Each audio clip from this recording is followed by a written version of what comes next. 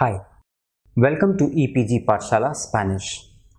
I am Rajiv Saxena and I teach Spanish in the Center of Spanish, Portuguese, Italian and Latin American Studies in the Jawaharlal Nehru University in New Delhi. We are in the paper entitled Intermediate Spanish. We are going to be dealing with the grammatical aspects of intermediate Spanish grammar. We are in the module entitled Practical Spanish-III. In the previous modules, we have covered topics like diminutives and argumentatives, direct and indirect speech, common errors in Spanish, relative pronouns, impersonal sentences, etc. In this chapter, we will focus again on the usage of these topics in Spanish language written and spoken form. We will be considering various short stories and examples in order to understand these topics better. We will have some exercises later on in the chapter. This chapter is also entitled Repaso or Revision. We will be revising some important aspects of all the things that we have done in the previous modules. So, let us start with diminutives. Diminutives are widely used in Spanish to add a note of smallness or endearment to the noun. In English, we sometimes alter words to indicate smallness or show our affection. So, these are known as diminutive, and we typically do it by adding a y or something similar to the end of the word. For example, dog becomes doggy, cute becomes cutie, dear becomes dearie, etc. in English, and doggy, cutie and dearie are the diminutive words in English. Diminutives are used much more frequently in Spanish than in English. Different regions have their own unique ways of creating diminutives, but the most common one is a form of ito. To create a diminutive, just drop the o or the a from just about any noun and add ito or ita, depending upon whether it is masculine or feminine. Add sito or sita to words not ending in o or a. The suffix ucho or ucha conveys the idea of ugliness. La casa, house. La casucha, hovel. El cuarto, room. El cartucho, small, miserable room. So, the ucha conveys the idea of ugliness. La casa, la casucha, hovel. El cuarto, el cuartucho, small, miserable room. Words with a diminutive suffix may take on an independent meaning. El zapato, shoe. La zapatilla means slipper. La mano, hand. La mancilla becomes hand of a watch or a clock. La bolsa, which is a bag. El bolsillo becomes a pocket. Bolsillo. The nouns of two syllables whose first syllable has ie or ue and end up in o or a, drop the o or a and add acito or acita to form the diminutive. The same is true of one syllable nouns ending in a consonant. So, for example, we have la piedra, stone. La piedrecita, little stone. La piedra, la piedrecita. Most of the times, we use it to indicate something that is small or perhaps unimportant. Tiene una casita maravillosa. He or she has a marvelous little house. Tiene una casita maravillosa. Or another example would be Estudio en una escuelita. I study in a small school. Estudio en una escuelita. We aren't limited to nouns. We can also use diminutives to strengthen certain adverbs. Lo necesito ahorita. I need it right now. Lo necesito ahorita. Or está cerquita. It's really close by. Está cerquita. It's really close by. So, by using diminutives, we are strengthening the adverbs like ahorita, cerquita. Lo necesito ahorita, which means it is underlying the urgency of it. I need it right now. Está cerquita, you're underlying the closeness of the object in question. Augmentatives can be added to nouns, adjectives, adverbs, and names to indicate bigness, as well as other ideas such as excessiveness, contempt, or disdain. In this way, you can say that something is big without adding an adjective like grande to indicate bigness or repugnante to indicate contempt. Augmentatives also change according to the gender and number of the word that they modify, like any other noun. Common Spanish augmentatives in masculine are on, aso, ote, acho. In the feminine, they are ona, asa, ota, or acha. So, the augmentatives which are changing according to gender and number of the word that they are modifying, and the Spanish augmentatives in masculine are on, aso, ote, or acho. In the feminine are ona, asa, ota, or acha. The words that end in a suffix in a consonant take on the whole suffix, like mujer, woman, mujerona, big strapping woman. I repeat, the words that end in a consonant take on the whole suffix. Mujer, which is a woman, becomes mujerona, a big strapping woman. When the word to be modified ends with a vowel, the vowel is dropped before the ending. Like for example, hombre, man, becomes hombron, big strapping man. Hombre, man, becomes hombron, big strapping man. The suffix aso can be applied somewhat freely to nouns to indicate a blow or strike. Words formed in this way are always masculine. Just like diminutives, the addition of an augmentative suffix sometimes creates an independent word. Soltero, which is unmarried, becomes el solterón, old bachelor, or la solterona, old spinster. So, we move on to the next section of the repaso, where we are going to be talking about the indirect speech or the reported speech. The indirect speech is the way the speaker changes the way the words were expressed by the person. Direct speech is Amar le dijo a Suresh, he estado comiendo con unos amigos. Amar said to Suresh, I have been eating with some friends.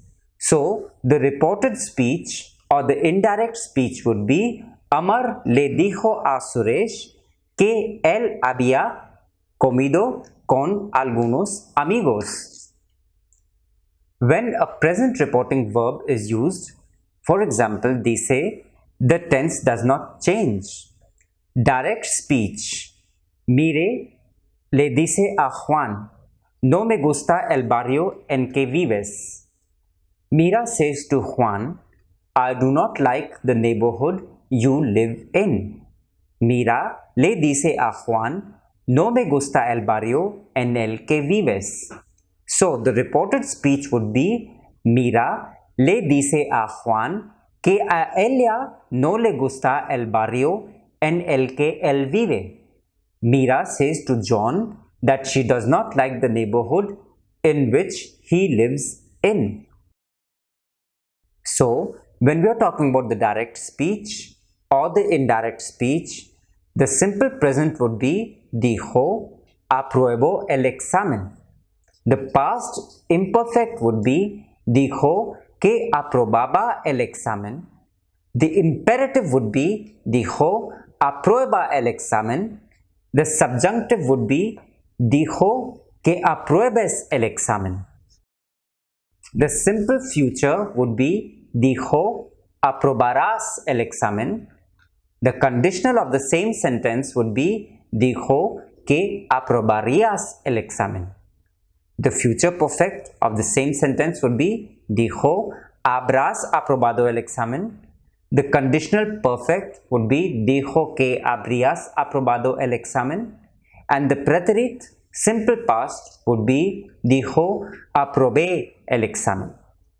The past perfect of the same sentence would be dijo que había aprobado el examen. The past perfect dijo he aprobado el examen. Past perfect dijo que había aprobado el examen. Presente subjuntivo would be dijo ojalá aprueba el examen. The past subjunctive dijo que ojalá aprobará el examen. The present perfect subjunctive dijo ojalá haya aprobado el examen. The past perfect subjunctive dijo que ojalá hubiera aprobado el examen.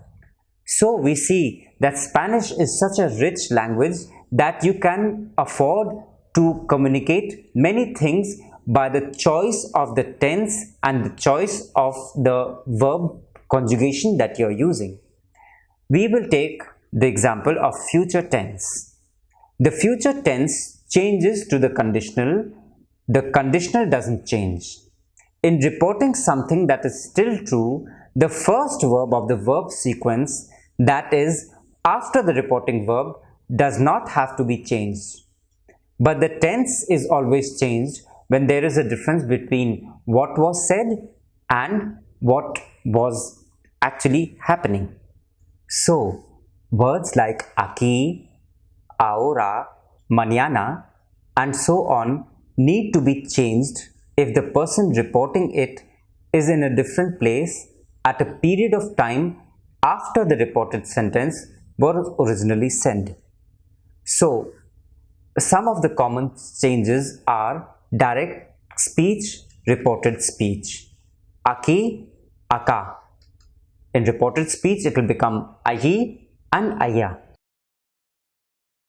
Esta mañana, tarde, noche. In the reported speech would become esa, aquella mañana, tarde or noche. So it's very clear that in the reported speech, the sentence changes from esta mañana, tarde, noche to esa or aquella mañana, tarde or noche. In hoy, we use ese or aquel día. Mañana, we use al día siguiente. For ayer, we use el día antes or el día anterior.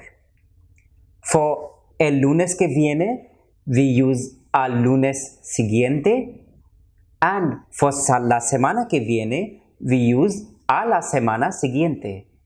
So, I repeat once more that for words like hoy, we use ese or aquel día. For mañana, we use al día siguiente. For ayer, we use el día antes o el día anterior. El lunes que viene, we use al lunes siguiente. For la semana que viene, we use a la semana siguiente. Also, for el o la que viene siguiente, we use al o a la siguiente. For hace un año, we use hacía un año. For hace tiempo, we use hacía tiempo. For words like este, esta, esto, we use ese, aquel, eso, a aquello. For esa, aquella, we use eso, aquello. For estos, estas, and esas, we use esos, aquellos, and aquellas. Now we move on to another set of rules which is talking about demonstratives, which can also be used to change to definite articles in reported speech. Possessives and object pronouns depend on the person or the persons talking about it in the narration. When the person reporting it is in a different place, the verb venir can change to ir and the verb traer can change to llevar. So, when the person reporting is in a different place, the verb venir can change to ir and the verb traer can change to llevar. Traer and even venir needn't change when the reporting person is mentally situated in the place reported. So, traen and venir do not need to change when the reporting person is mentally situated in the place which he has reported. All the previous rules must be applied to independent sentences. This means that words like que, cuando, mientras, si, and so on and so forth indicate the beginning of another sentence, except que in the verb form of tener que. I repeat, all the rules which have been previously taught must be applied to independent sentences. So, words like que, cuando, mientras, si, and so on indicate the beginning of another sentence except que in the verbs like tener que. Now, let us talk about the common errors or the falsos amigos which we had talked about in the previous module. So, the first one that we are going to be talking about of the falsos amigos is the first person singular subject pronouns do not take capital letters. For example, he said, I love you would be translated as dijo yo te amo. So, yo of the singular subject pronoun does not take the capital. It is yo te amo, dijo yo te amo. Secondly, the days of the week, months of the year, etc. are always in small letters. Monday, Tuesday is lunes, martes, miércoles. Or months, January, February, March, enero, febrero, marzo. Enero is with small, febrero with small, and marzo with small. In titles also, we only capitalize the first word and proper names if any. For example, el general en su laberinto. So only el, the E would be in capital. For languages also, Spanish, Russian, English, it is always in small. Español, Ruso, Inglés, etc. For nationalities also, I'll say I am Indian, soy indio with a small I. Indio with a small I. In religions also, the name of most religions, their adjectives and their adherents, proper nouns are not capitalized in Spanish. The only exception is Islam, el Islam. So, we all move on to the next set of falsos amigos, which are words which occur in English and sound very similar to the Spanish one but do not mean the same in Spanish. For example, actual versus actual. Actual means current or present. El presidente actual vive en Madrid. The current president lives in Madrid. Actualmente means currently, at present or now. Actual means verdadero or efectivo. Another example which causes a lot of confusion is arena versus arena. Arena means sand in Spanish and arena in Spanish is used as amphitheatro, redondel or plaza. Another set of words that create problems is complexion versus complexion. Complexion refers to one's constitution, makeup, temperament, or physical build. Complexión is la tez, el cutis o la piel. Another set of verbs which create problems is discutir versus discuss. Discutir is stronger than discuss, more like debate or argue. Discuss is hablar de, tratar de, comentar, etc. Educación versus education. Educación has a broader meaning in Spanish for education. The Spanish word's best translation is upbringing, which includes both school education as well as what a child learns at home. So your upbringing is what is included in educación, what we call as sanskar. Education is best translated by formación or enseñanza. Another major problem that is faced is with the verbs embarazada versus embarrassed. Embarazada means pregnant. It can also be a noun, una embarazada, a pregnant woman, an expectant mother. Embarrassed in Spanish is avergonzado, molesto, or incómodo.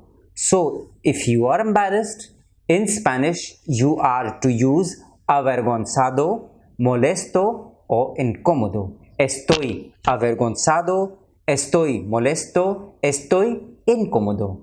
Embarazada, only a woman can use for the time when she is pregnant. Estoy embarazada.